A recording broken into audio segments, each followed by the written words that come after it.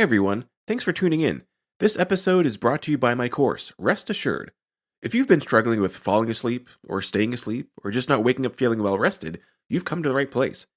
Cognitive behavioral therapy for insomnia, or CBTI, is the gold standard intervention in the management of insomnia. Rest Assured is a digital course that walks you through CBTI, step by step, with everything you need to succeed. Each of the 6 weekly modules guides you through some important background information for the different techniques, explores the evidence based techniques in detail, provides multiple examples of exercises so you can find the one that works for you, and reviews the work you've completed since the last module.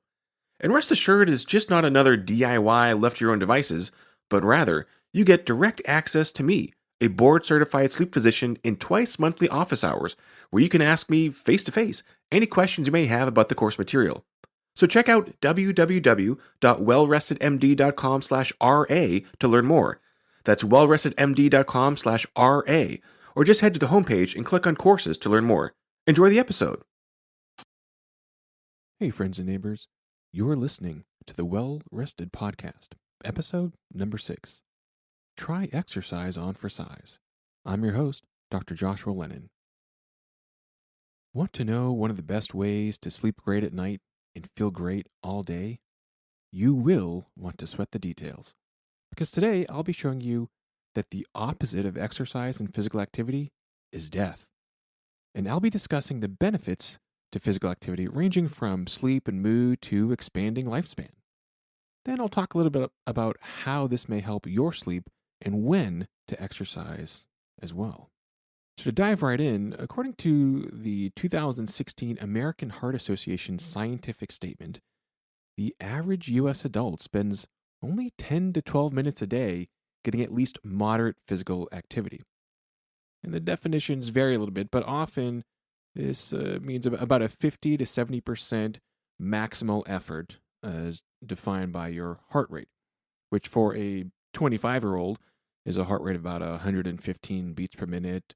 For a 45-year-old, about 105 beats per minute. And for a 65-year-old, that's about 95 beats per minute. So on average, the U.S. adult population achieves only about 10 to 12 minutes a day of getting their heart rate up to about 100 beats a minute. And they also spend about 8 hours standing or walking slowly, or with a heart rate raised to no faster than about 80 to 90 beats per minute for most adults, as well as about 8 hours of just sitting and not doing anything. That is a lot of time doing little to nothing. And what this lack of activity, what this sedentary behavior does is that it slows down your metabolic rate, reduces calorie consumption. And since weight change is a rather simple calculation of calories taken in minus calories burned, when diet is unchanged and activity reduces, you gain weight. And that 10 to 12 minutes a day, this is an average that includes marathon runners, professional athletes, fitness fanatics who get several hours a day of high-intensity exercise, and the 2/3 of American adults who achieve zero moderate to vigorous exercise a day. This sedentary lifestyle of achieving little to no significant physical activity has the highest cost: your life. One recently published study from June of 2020 followed over 8,000 Americans for almost 5.5 years on average. They found that even after accounting for physical activity, that those that had more sedentary time had a 45 to 52% increased risk of dying from cancer. So even after accounting for any time spent with light, moderate, or vigorous exercise, it is the time spent in zero activity that is another major influence on your risk of death. In fact, they saw that swapping or just substituting 30 minutes a day of light activity, basically standing, instead of 30 minutes of sitting, out of those nearly 8 hours of it a day, that just that 30 minutes less a day of sitting was associated with a reduced risk of cancer death by 8%. And if you swap out 30 minutes instead of sitting, instead doing some moderate physical activity, or again, getting your heart rate closer to that 90 to 100, 115 beats per minute, 30 minutes of that a day drop the risk of dying from cancer by 31%. Just from not sitting for 30 minutes a day. A separate 2017 study with 15 years of follow-up of adults 35 years and older found that being more sedentary was associated with a 4.3-fold increased risk in dying from cancer and a 5.5-fold increased risk of dying from cardiovascular disease. Now, on the flip side, they found that the top third of people with the most physical activity had a 66% lower risk of all causes of death, including a 90% reduction in the risk of dying from cardiovascular disease. And we're not done. A 2019 meta-analysis looked at 39 different studies on sedentary behavior and health risks in over 36,000 people across several continents, and they found that any physical activity at all, regardless of the intensity, is associated with a lower risk of death. And that those in the less than average activity range experienced a 52% reduction in death. And those in the top 25% of activity benefited from a 73% lower risk of death. Just light activity alone, again, about standing or walking, light activity alone in the less than average range still dropped the death risk by 40%. And those with more sedentary time had a 2.6 times increased higher death rate from all causes compared to the 25% of people with the least amount of sedentary time. So any movement at all saves your life, and sitting is a death sentence. You've heard me say before, and I'll say it again over and over, that one of the most common causes of poor sleep in general, and insomnia more specifically, is sleep-disordered breathing. In a 2020 cross-sectional study of over 155,000 adults, found that after accounting for several known risk factors, including weight and body mass index, that any increased level of physical activity, including simply walking, was associated with a lower prevalence of sleep apnea. In fact, a 2016 meta-analysis found that even when somebody has sleep-disordered breathing, that a supervised exercise program, which typically was 8 to 12 weeks of 30 to 45-minute sessions 3 times a week using treadmills or cycling or resistance training, that these interventions lowered the frequency of obstructive breathing events, improved daytime sleepiness, and additionally, several of the studies showed that there were also improvements in weight and exercise capacity, improvements in cholesterol, as well as the overall quality of life. Now, unfortunately, exercise is not an adequate treatment by itself for sleep apnea, but it certainly makes a positive difference. What else counts as exercise? Well, of course, there are aerobic exercises, running, biking, jogging, swimming, the elliptical. There's Tai Chi, yoga, strength training or resistance training, really anything, sport, basketball, anything that gets your heart rate up counts as exercise. So you know that exercise is definitely good for your general health, but exercise is also great for mental health as well. A 2020 study showed that in adults aged 20 to 35, that substituting, again, just 30 minutes of sitting time for 30 minutes of light activity, again, for a 20 to 35-year-old, that's getting their heart rate up into the low 90s, just that extra 30 minutes, lowered stress levels by 11%, improved their mood by 16%. And these small substitutions not only improved their emotional health, but when they did 30 minutes of moderate exercise instead of just light activity, they also saw a 22% reduction in their body fat percentage, just from 30 minutes a day of not sitting. And compared to moderate physical activity, more vigorous physical activity is even more effective. And vigorous physical activity, again, is when you get your heart rate closer to 70% or more of your maximal heart rate. But you can find calculators online, but it's easily calculated as the number 220 minus your age. And that's about your maximal heart rate. A 2014 study showed that compared to moderate activity, that those who got vigorous physical activity experienced even lower levels of perceived stress. They had greater stress resilience, they had lower depressive symptoms, their perceived pain was lower as well, and they had better sleep quality, and objectively had longer total sleep time, as well as more deep sleep and more rapid eye movement sleep. And again, that's vigorous compared to moderate, not even compared to no physical activity at all. And these modifiable effects, they can be achieved as an intervention, meaning it's not just that happier, better sleeping people exercise more, causing some of the above findings. For instance, one study looked at what starting a jogging program could do. What they did is they had these individuals 5 days a week, every weekday for 3 weeks. They went jogging for 30 minutes at a time. And they found that with 3 weeks of jogging, so 150 minutes a week, led to a shorter time to fall asleep, a greater proportion of the night spent in deep sleep, that high quality sleep.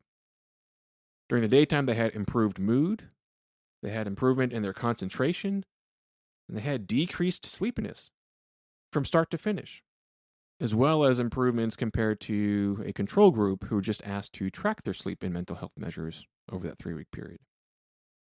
And it's not just aerobic exercise that counts. In fact, the body of evidence supporting less vigorous exercise is rapidly growing.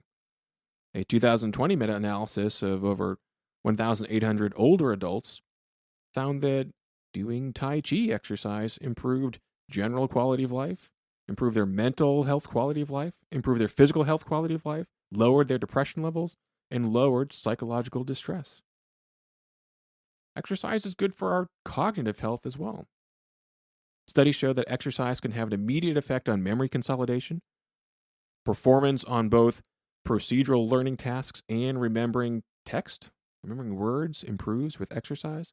And this is regardless of whether the exercise is done before or after the initial memory encoding, before or after the learning event took place, indicating that exercise both prepares the brain for learning new memories and it helps to consolidate and reinforce recently acquired memories after the fact.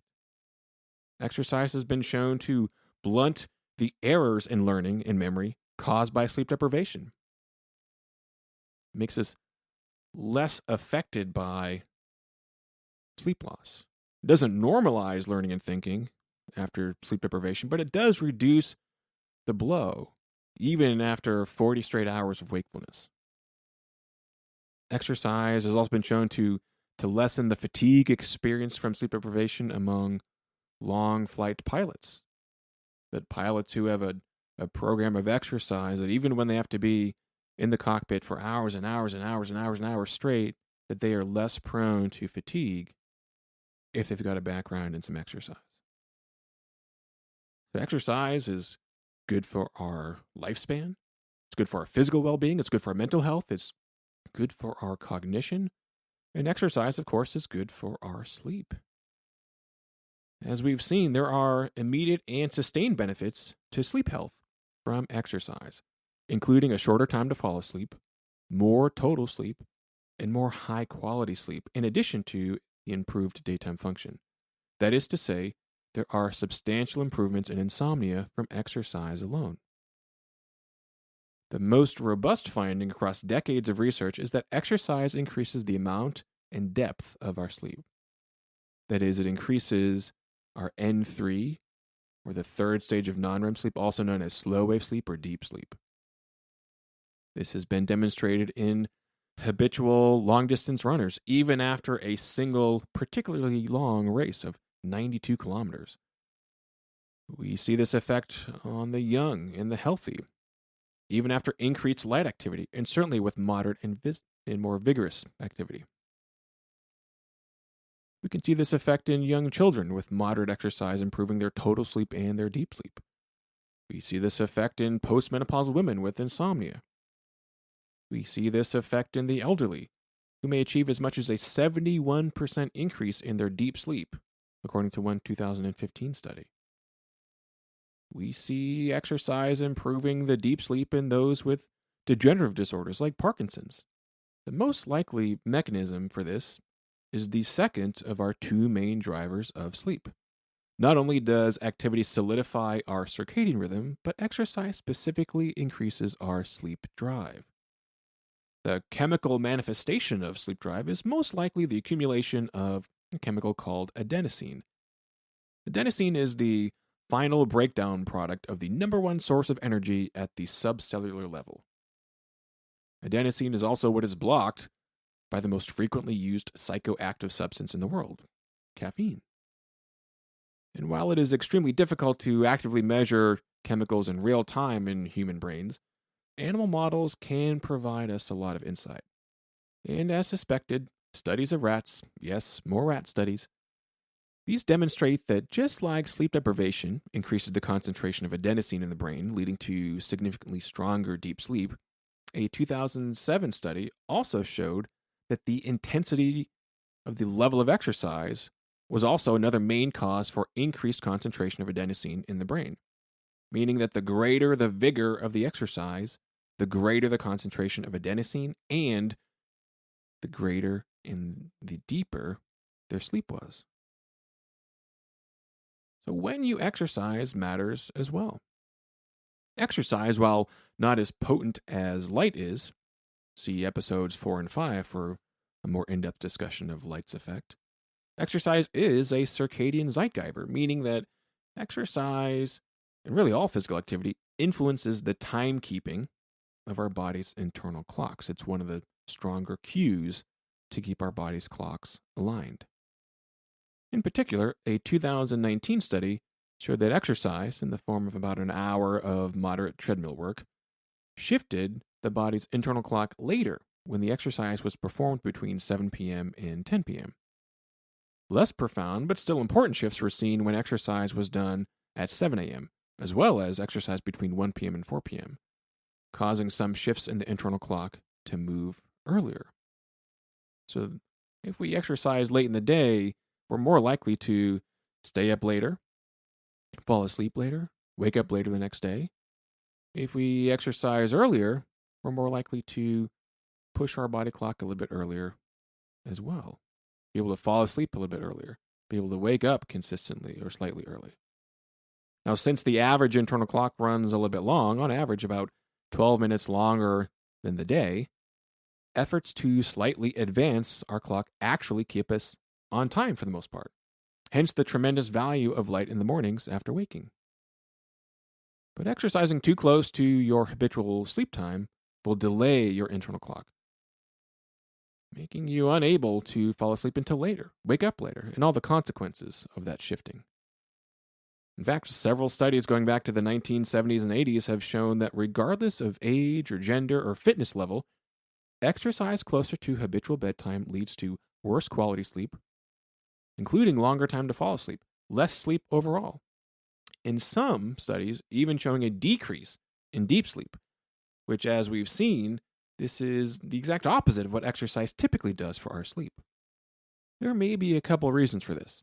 Most recently, a 2020 study on mice, yes, we're back to the rodent data, demonstrated that even a single episode of exercise causes a change in the peripheral clock of muscle tissue.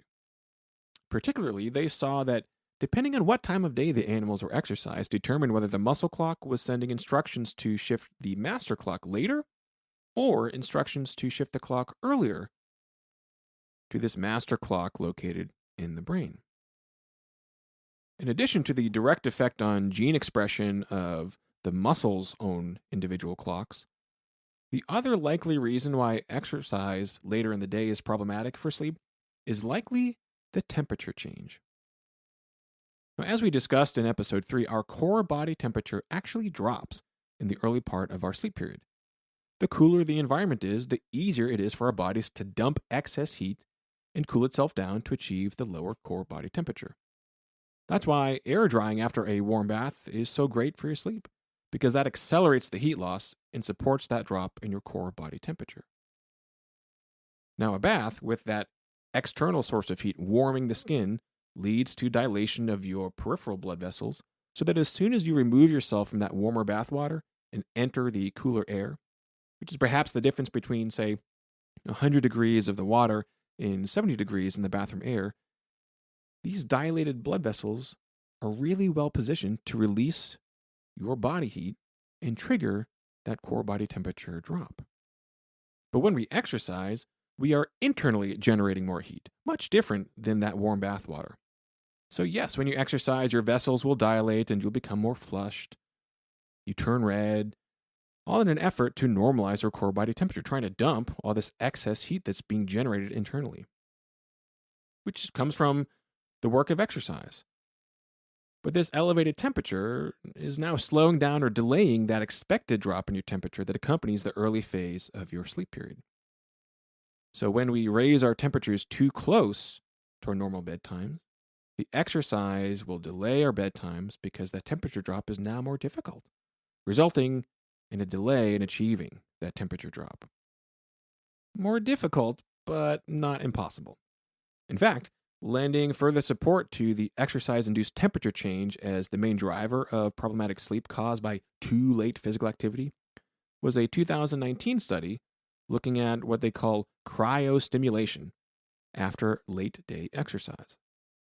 In this study, they had habitually physically active men run for 25 minutes, alternating at 65% and 85% of their max effort, so going between moderate to vigorous exercise over 25 minutes right before their habitual bedtime.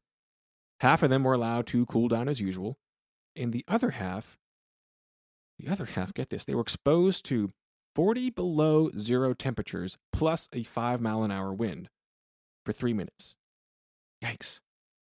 But they saw that these individuals who were rapidly and very aggressively cooled down experienced better sleep quality.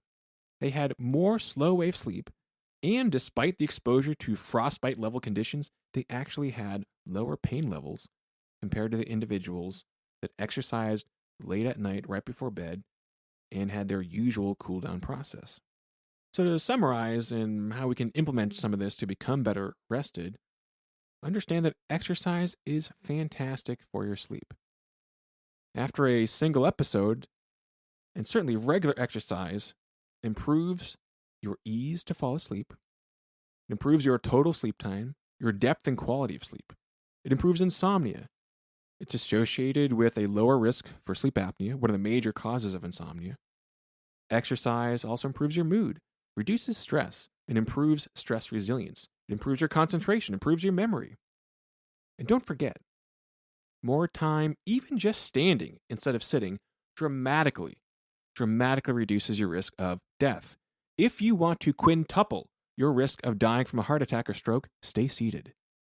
But if you want to drop your risk of dying from cancer, from cardiovascular disease by up to 90%, aim for 30 minutes.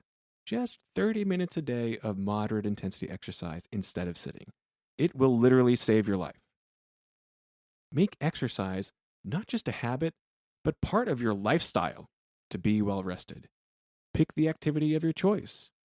Make it enjoyable and stick with it. And be sure that the timing of that exercise doesn't interfere with your ability to cool off at night to get good sleep. So be sure to hit subscribe in your favorite podcast player to get all the latest episodes. Leave us a review, a comment, a question, something you'd like to hear more about on the podcast. And head on over to wellrestedmd.com for more information. Thanks for listening.